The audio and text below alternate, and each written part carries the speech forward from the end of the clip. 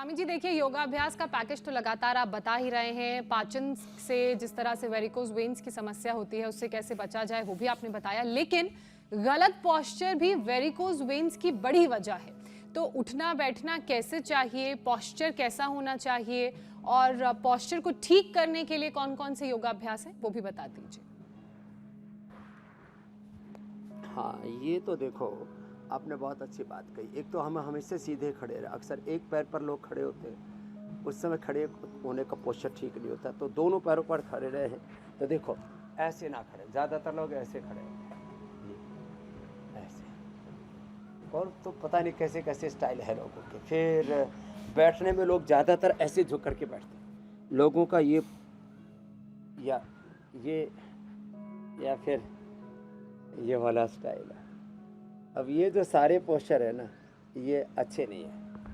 सिद्धासन, सुखासन या पद्मासन में, सुखासन में ऐसे बैठ गए, सिद्धासन में ऐसे बैठ गए, या कैसे ऐसे सीधे बैठे, तो ये जो झुक करके बैठने वाली प्रवृत्ति है ना। और वज्रासन में तो स्वामी जी, पद्मासन में अगर बैठा देंगे ना दोपहर को, शाम को, किसी की रीढ़ की हड्डी तो झुक ही नहीं पाएगी, अपने आप ही सीधी हो जाएगी।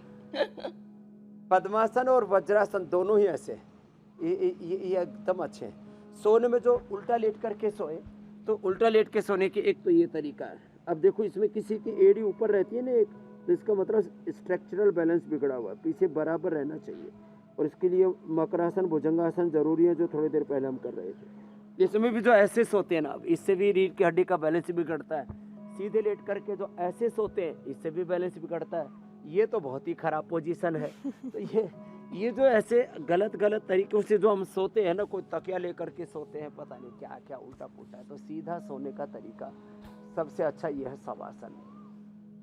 स्ट्रक्चरल इम्बैलेंस भी बहुत बड़ा कारण है। जब बड़े 10 कारणों को गिना जाता है तो उसमें structural imbalance is the main cause of all diseases. Less oxygen supply, less yoga practice, less physical activity, over eating, unhealthy lifestyle, और ये जो अलग अलग प्रकार के नशे हैं, ये सब पोल्यूशन, ये सब बड़े कारण। उनमें से एक कारण ये हमारा स्ट्रक्चरल इम्बैलेंस बड़ा कारण है, और इसके ऊपर अब बहुत कार्य हो रहा है। तो उसके लिए एक तो सीधे सोए अथवा साइड से सोना है, तो बस करीब 1-1.5 इंच का तकिया, और ऐसे सोए कि रीढ़ की हड्डी टेढ़ी ना हो। देखो अब मैं ऐसे सो रहा हूँ तो रीढ़ की हड्डी पूरी सीधी है, लेकिन जस्ट ऐसे हो गए तो देखो बैलेंस बिगड़ गया, ऐसे हो गए तो ये बैलेंस बिगड़ गया।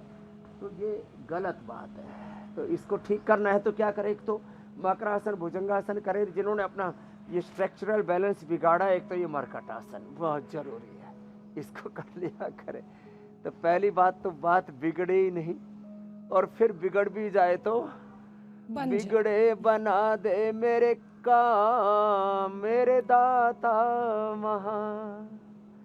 भगवान की शरण में सुबह 7:56 पर इंडिया टीवी लगा ले और योग की शरण में आ जाए। गुरु भगवान की शरणागति में अपने स्वयं में, अपनी निजता में जिए। जो अपनी निजता में जीते हैं और भगवान के विधान का जो पूरा पालन करते हैं, उनके जीवन में कोई रोग, शोक, दुख, दारिद्र्य नहीं आता।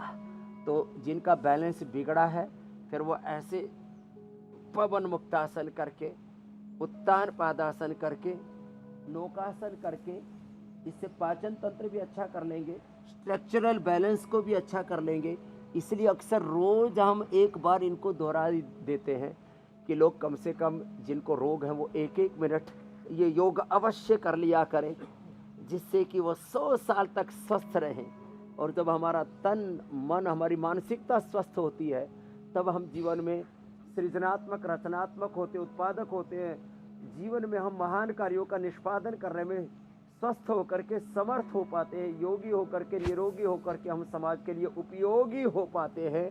मेरी बहन मीनाक्षी जी, ज्योत्सना जी, ये मरकटासन स्ट्रक्चरल बैलेंस के लिए 3 अभ्यास है। अच्छा स्वामी जी, एक और विषय है, और जो खास तौर पर जो गर्भवती महिलाएं हैं, या तो उस दौरान आता है या फिर उनकी डिलीवरी के बाद आता है, हार्मोनल इम्बैलेंस और हार्मोनल चेंज, क्या इससे भी वेरिकोज वेन्स की परेशानियां आती हैं? और प्रेगनेंसी के दौरान अगर वेरिकोज वेन्स का खतरा जो बढ़ रहा होता है, उसे कैसे कम किया जाता है, और आफ्टर डिलीवरी भी? तो प्रेगनेंसी के दौरान तो अनुलोम विलोम भ्रामरी उद्गीत ज़्यादा करें, और प्रेगनेंसी के दौरान तो आप तो लाइव एग्जांपल हैं उसके। आपने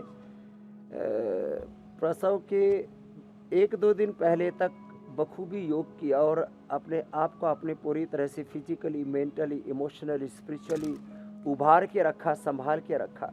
ऐसे ही मैं देश के सब बहन बेटियों को देखना चाहता हूं कि अब योग से ही बच्चों का जन्म हो, योगी बच्चों का जन्म हो, और गर्भाधान से लेकर के पुंसवन, सीमंतोन्नयन, जात कर्म, नामकरण, पुंसवन जो सीमंतोन्नयन से लेकर के जात कर्म, नामकरण से लेकर के सारे निष्क्रमण, कर्णवेद, ये सारे जो संस्कारों की परंपरा थी जो भूल गए थे ना, इसको हम दोबारा अपना लें। और गर्भवती महिलाएं कुछ कठिन पोस्चर्स को छोड़ करके, जिससे पेट पर प्रेशर आता है, अब जैसे उनको पवन मुक्तासन हम निषिद्ध कर देते हैं, लेकिन सूर्य नमस्कार इजीली हो जाता है। और बहुत जो सहज आसन है जिनको आप स्वयं करती रही, उसकी तो हमने सैकड़ों एपिसोड दिए हैं 9 महीने के अंदर।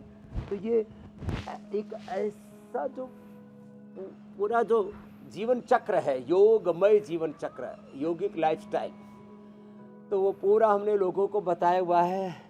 जो प्रेग्नेंट लेडीज़ को भी ये प्रॉब्लम हो जाए तो वो भी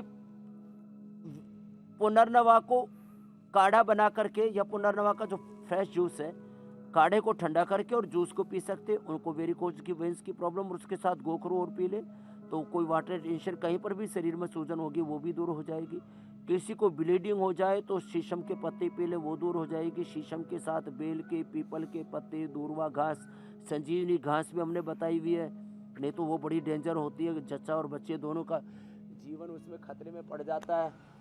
बाकी तो बहुत सारे उपाय हमने अलग अलग एपिसोड पूरे बनाए हुए हैं लेडीज़ के लिए। और सामान्य जो लेडीज़ की प्रॉब्लम है तो नारी कांति सिरप और नारी कांति भट्टी रामबाण है, 10 मूलारिष्ट तो युगों युगों से प्रयोग होता ही आया था, उसको और हमने परिष्कृत कर दिया है पतंजलि आयुर्वेद में, पतंजलि रिसर्च फाउंडेशन।